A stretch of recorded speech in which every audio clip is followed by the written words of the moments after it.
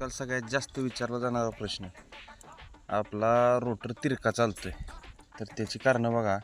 बघा आता ही कडची पट्टी, टायरच्या खालचीच पट्टी आहे, तर ही पट्टी बेंड येते त्या, जेणेकरून साईडला लोड जास्त असतोय, पट्ट्या बेंड येते त्या, किंवा ही जी डब्यावरची फोल्डर ही बेंड येतोय, दगड लागला काय झालं तर जी बाजू जास्त लागत्या ती बाजूची आधी लेवल बघायची, एका रेषेत फिरते का, जेणेकरून पुढचं टायर अर्ध टायर पट्टीने उचललं पाहिजे.